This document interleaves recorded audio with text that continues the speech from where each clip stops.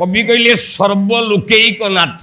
সর্বলোকৈক নাথ এ বিশ্বর সর্বলোক মানক ভিতরে নাথ যিয়ে সে সর্বলোকৈক নাথ সে কে? সর্বলোক মানক ভিতরে নাথ না জগতের সর্ব বলে শ্রেষ্ঠ লোক মানক ভিতরে নাথ সে কে? জগন্নাথ।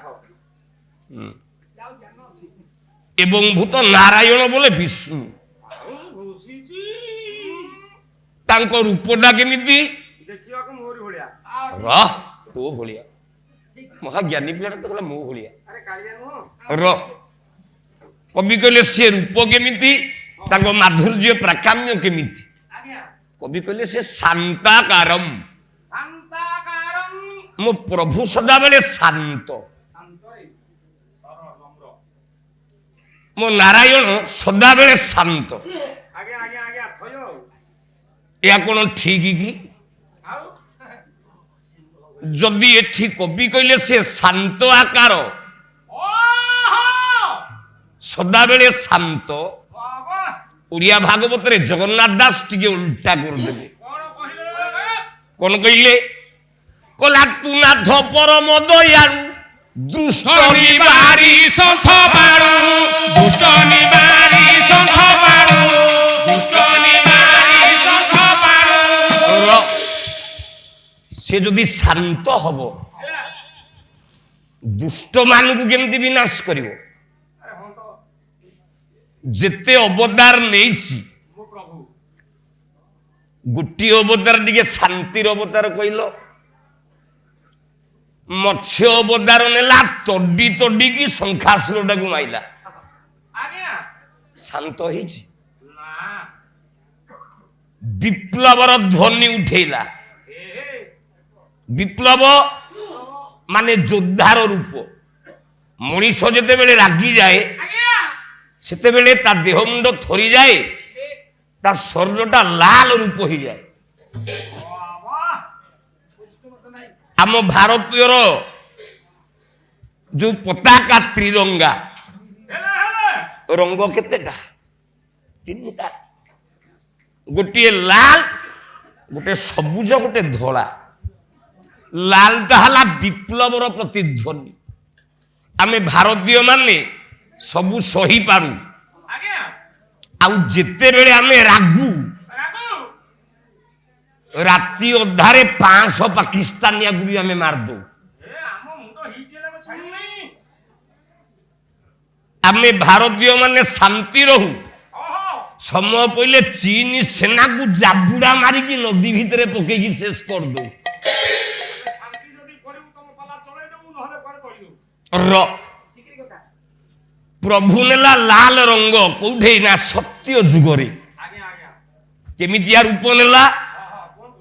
କବି ସମ୍ରାଟ ଉପେନ୍ଦ୍ର ଭଞ୍ଜ ବହି ହେଲା ବୈଦେହୀ ସବିଳାସ। କେମିତିଆ ରୂପ ନେଇଛି? ଗୋଟିଏ ପଦ ଛାନ୍ଦ କଲା ବହି ତ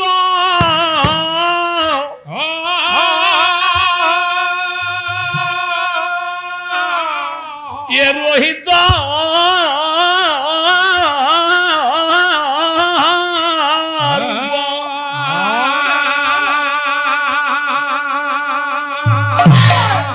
লোহিত মুরাতি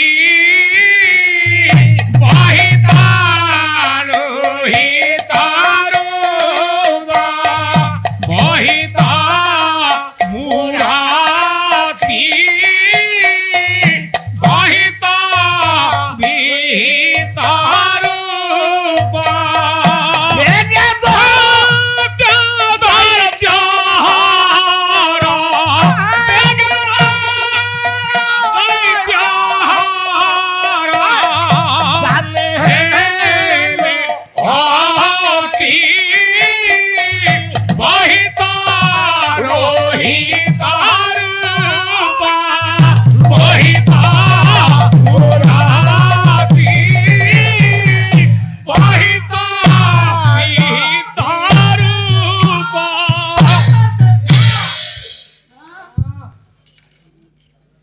ଗୋସେଇ ଆଜି ଟିକେ ସଜାଡି ହେଇକି ଆସ।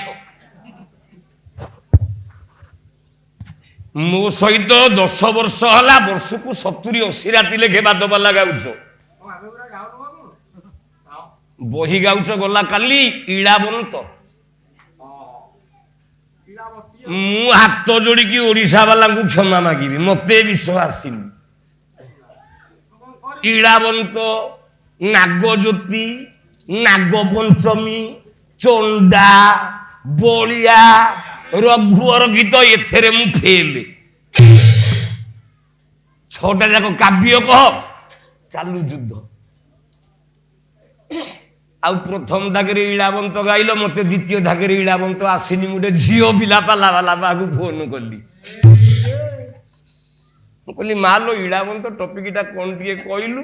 ସିଏ ମତେ ବତେଇଲା, କହିଲା ସାର୍ ଏଇଆକୁ ଏଇଆ। ମୁଁ ଗପକୁ ନେଇକି ଅଳଙ୍କାର ଦେଇକି ପୂରଣ କଲି।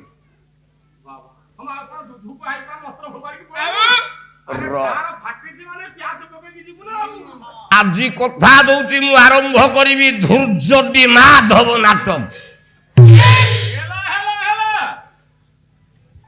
ଦେଖିବା କେମିତିଆ ପାଲା ବାଲା ପୂରଣଟା ଆଜି କରିଦବ। ନୃସିଂହ ହୋତା ଜାଣିବ ତମେ ଠିକ ପାଲା ବାଲା। ସଜନ ବର୍ଗେ କବି ପ୍ରମାଣ ଦେଲେ, କହିଲେ ପ୍ରଭୁ ସତ୍ୟ ଯୁଗରେ ଲାଲ ରଙ୍ଗ ହେଲା। ତ୍ରେତୟା ଯୁଗରେ ରାମ ଅବତାର ଯେତେବେଳେ ନେଲା, କୁମ୍ଭକର୍ଣ୍ଣକୁ ମାଇଲା ବେଳେ ଲାଲ ଅବତାର ନେଲା। ଦ୍ୱାପର ଯୁଗରେ ଭୀଷ୍ମ ଯେତେବେଳେ ରଥରେ ବାନ୍ଧିଦେଲା ଶରରେ ଅର୍ଜୁନକୁ,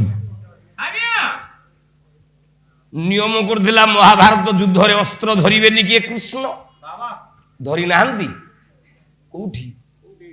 ଯେତେବେଳେ ଭୀଷ୍ମ ଅର୍ଜୁନକୁ ରଥର ସ୍ତମ୍ଭରେ ବାନ୍ଧିଦେଲା ଶରରେ, ଆଉ ଗୋଟେ ଶର ମାଇଲେ ଅର୍ଜୁନ ବିନାଶ ହବ, ସମ୍ଭାଳି ପାଇଲାନି, ଡେଇଁ ପଡ଼ିଲା ସୁଦର୍ଶନ ଚକ୍ରକୁ ଧରି, ଲାଲ ରଙ୍ଗ ହେଇଗଲା।